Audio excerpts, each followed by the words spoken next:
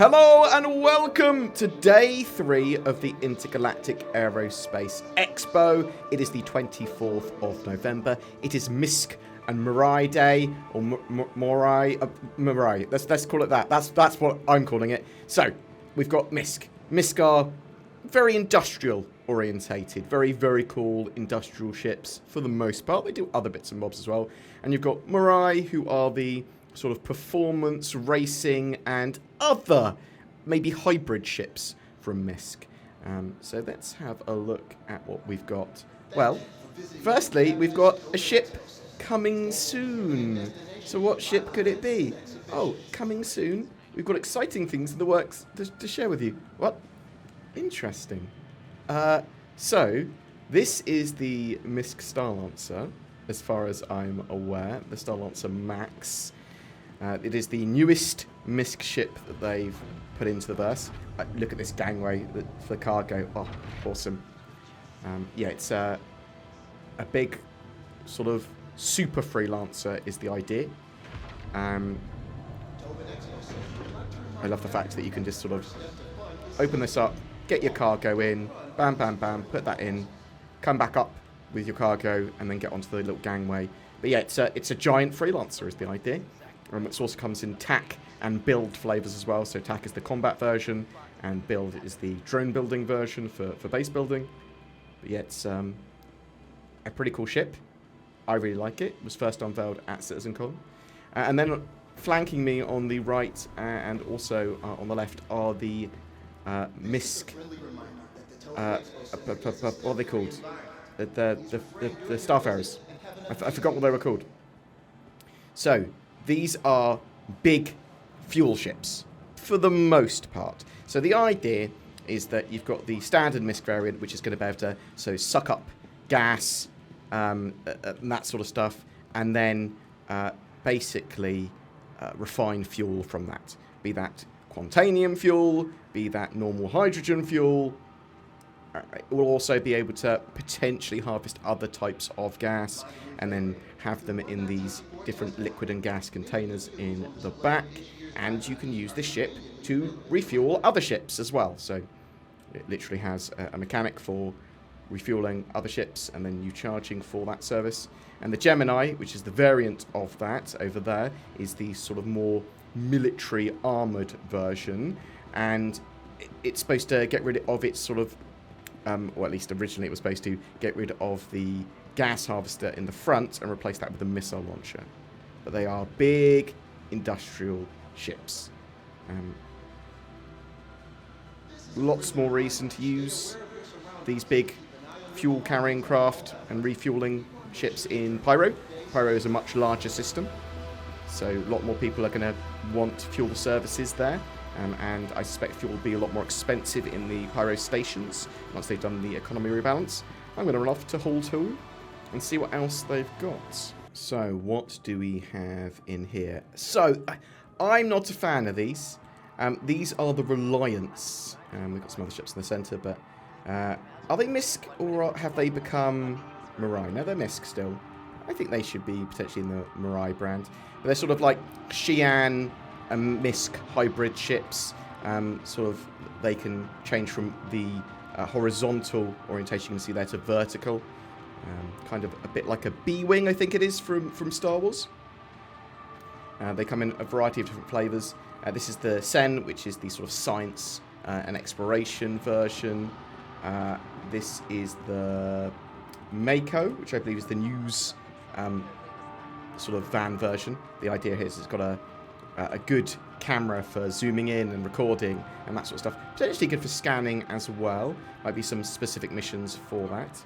And then over here we've got the standard core version.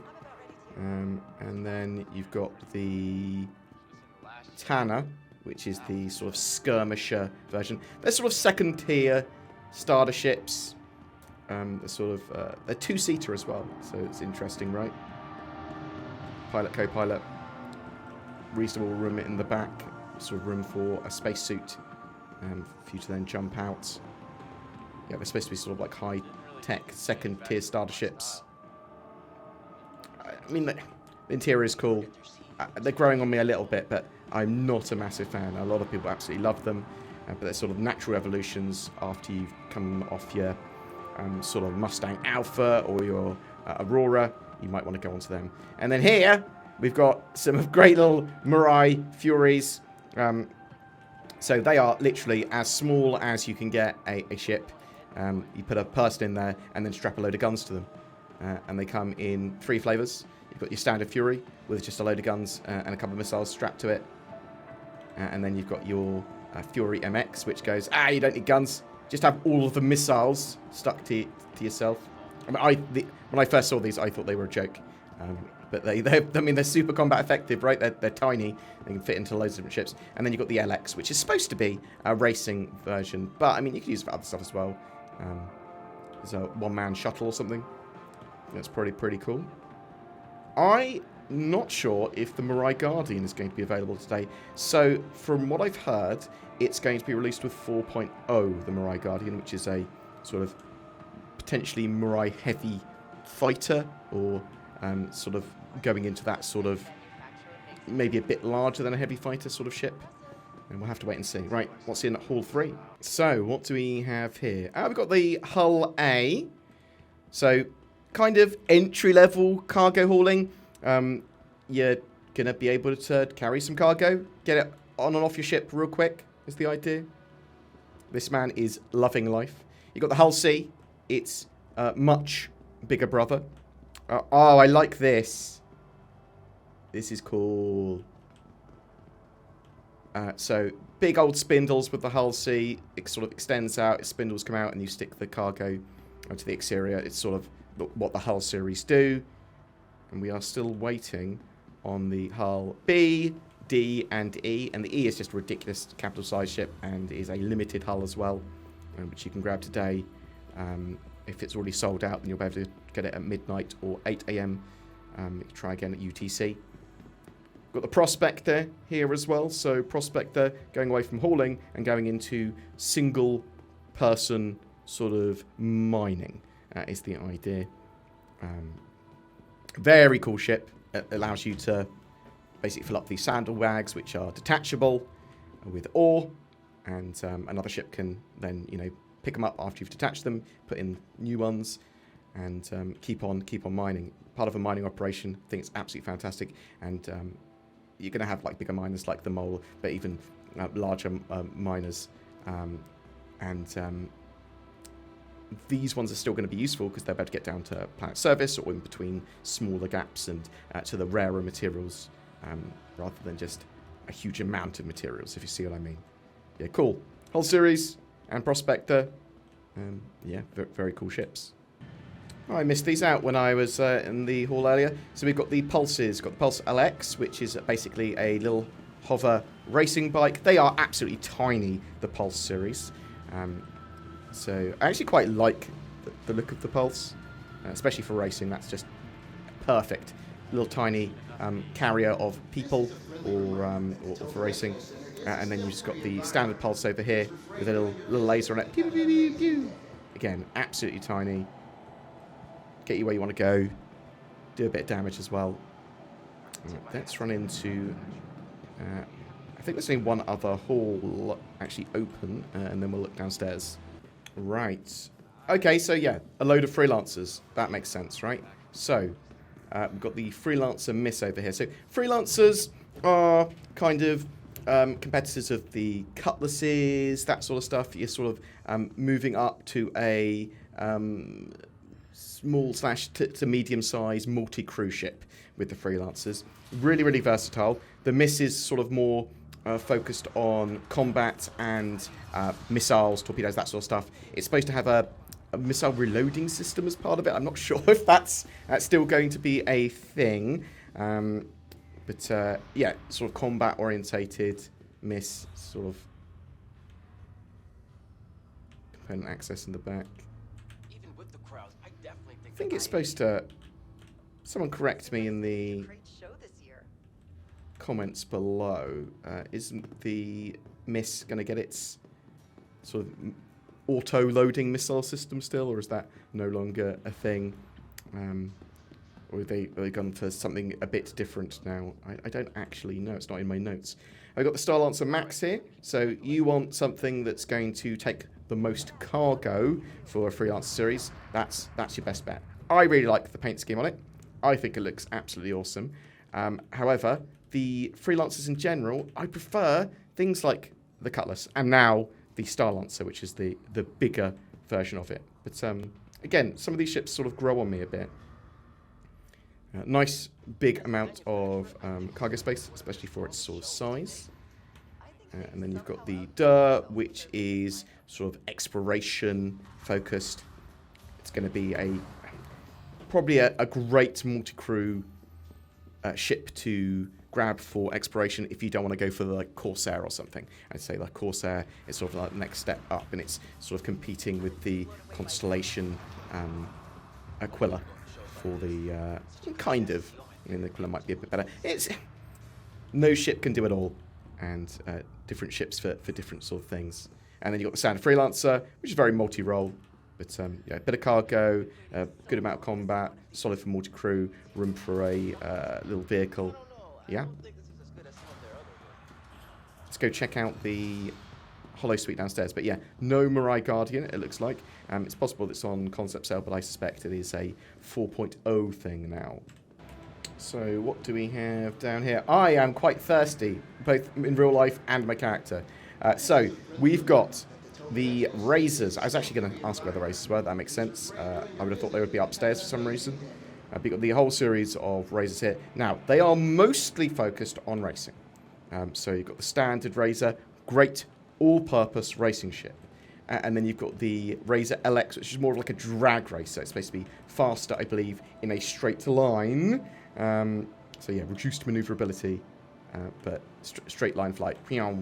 But still great for racing, and on certain courses it's going to be absolutely fantastic. And then you've got the EX, which is a more stealthy version, which is employed by like the UE advocacy and military to, you know, do stealthy operations, listening, sort of chasing after people, that sort of stuff. Very, very cool, the Razor series. And what have we got in the Expo, not the Expo Hall, the Hollow Suite? That's the ones I want to talk about. Oh, la, la, la. What are you? You're a big... Oh, you're the Endeavour. Okay, so Endeavour, big science ship. Or modular kind of science ship. You can set it up as a hospital. You can set it up as a farm. You can set it up as something that is going to be detecting anomalies. It can do science and research stuff. There is a huge amount going on with the ship. It is ridiculously modular. You can stick big old modules on it. It is going to be a while before it is in-game. I think it's going to be one of the ships that's going to come out sort of last. The front part of it can detach, leaving the rear modular section sort of in space as a just like a station almost that can continue its work, and that can go off and explore or do whatever else it needs to do. But yeah, very cool, very modular. You can buy all the modules separately. Yeah, you can set it up as a hospital ship, like a big old hospital.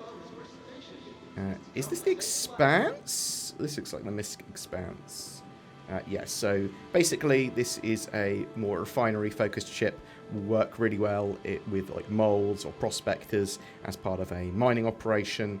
Take the saddlebags, refine them, drop them, all that sort of stuff. Very, very useful. And then we've got the StarLancer, whatever, TAC probably, TAC. Is it just disconnected? Oh, okay, well, that's not ideal. So I'm assuming this is the StarLancer TAC, basically the combat version of the StarLancer Max that we actually already have in-game. Probably coming pretty soon. Probably coming with 4.0, question mark. And then what are you? Oh, the Odyssey. So a lot of people are going to be loving the ship. So basically, it is an alternative to top-tier exploration compared to the Carrack. So the Carrack has, it might be better for pathfinding and going through wormholes and mapping, whereas the sort of Odyssey is going to be able to mine its own containing fuel, sort of do some mining, and stay out for longer periods of time. Like, potentially just stay out in the verse permanently, never needing to go back to base. That is the idea of that. So, whereas the Carrack can still do extremely long-range expeditions, this ship potentially is self-sufficient. We're getting close to that. It's very big as well. A lot of people are sort of like, what have you done to my character? You've made a ship that's a bit different, but does a similar role. I do think they are a bit different. If you want something for pathfinding, if you want something for mapping, then I'm probably going to go for the Carrack still. And I still prefer the Carrack. Exploration drones and all that sort of stuff are my cup of tea. Right, let's go check out the website. So yeah, let's check out the website for Mirai and MISC stuff. Now, the episode 2 of the IAE show has come out, and this focuses on capital ship combat, the Polaris, and also shows off the Mirai Guardian, which appears to be a part of 4.0 now, and that's what it looks like it's going to release. We'll have to wait and see, I suppose. Right, so got the Fury, $55. It is a tiny little ship. I think that's pretty expensive for what it is. I'd get it in game, but yeah, very cool. Got the LX version again for $55 for that racer. I think a lot of people like that for a racing ship. And again, $55 for the MX version, the missile version. It's also got the little shield that goes up on the front to sort of protect it as well. Got the Pulse, $30 for that tiny little hover bike. $30. Again, get it in game. These sort of ground vehicles are super cheap in game as well, inexpensive. And you've got the Pulse version, the racing bike, again, $30. The Razors. Now, standard Razor, $145. Absolutely fantastic racing ship. Might be pro. Might be the potentially best overall, in my opinion, or at least that's where they're going to be balancing it. The EX, that sort of stealthy version, $155. And then the LX, the drag racing version, for $150. That is all we've got for Mirai. Got the Mirai complete pack as well. Interesting. Let's go check out MISC stuff. So, talking about the Starlancer Max, that's the sort of newest MISC ship on the block. That is actually out in the current build. You can use that, you can rent that, you can play with it. You can buy it and have it in game. The TAC will be coming out next in the Starlancer series. It's the combat version. You can grab yourself a Freelancer MISC with a daily 1-1 deal, 10 years insurance, a bit cheaper if you want to upgrade to that MISC that we talked about earlier. Endeavour. So, Endeavour, $250. This ship is going to go up hugely in price eventually. It is a platform for science and modularity. So you've got these biodome pods, you've got the collider pod. So the collider pod basically is supposed to overclock items and weapons and stuff, permanently improving them potentially. You've got a little crew pod for a living area. You've got fuel pod for extended range or for carrying fuel. You've got a landing sort of module. You've got the med pod, and you sort of combine the landing module and the med pod together, and you've got your mobile big old hospital. You've got research pod for crunching data, science pod for getting science informations. And you got your telescope for sort of tracking down and scanning anomalies. So yeah, there's the master set with all the pods. Very expensive. Obviously lots of stuff available if you are concierge. That's what this symbol means, the little lion. Rawr. Yeah. Cool ship, the Endeavour. Set it up as a farm with these like biodomes, if you so wish. It's going to be a while before it's in game. Then we've got the Expanse, $150 for that refining ship. Literally refine your prospects, use it with a prospector is the sort of idea as part of a mining operation. Freelancer series, $110 for the standard Freelancer. So it says medium freight, but it's pretty multi-role. You've got the DUR, which is the Expedition, the Exploration version, $135. The Max, the sort of freight-focused version, $150. The MISC, which is seen as a gunship, but it's missile-orientated. Hull, $90 for that sort of entry level into medium freight, but you're supposed to be able to get this like cargo off and on really easily is the idea.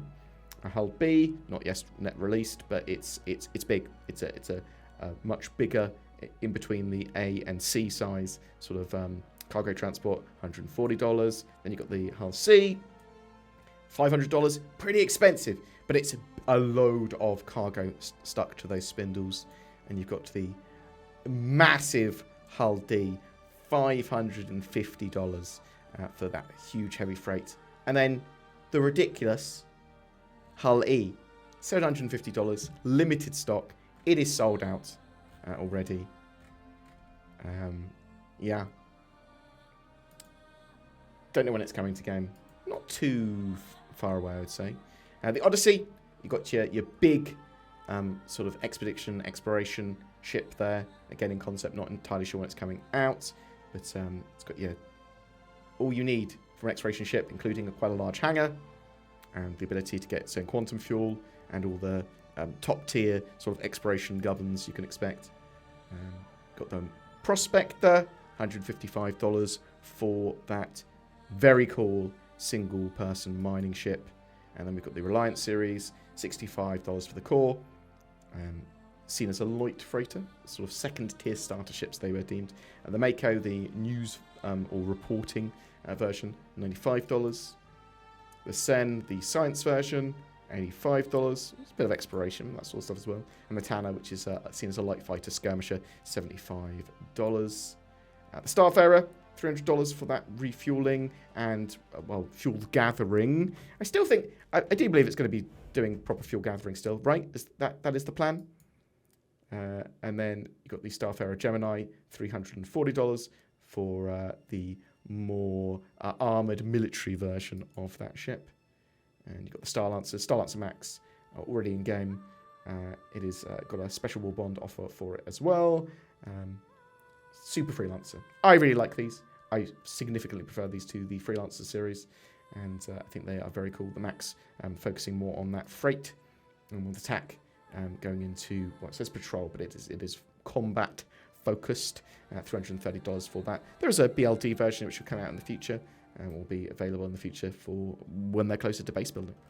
But I think, other than general MISC gear and the IAE gear packs, that is it for today. Yeah, Mirai Guardian, looking like it's coming out for 4.0.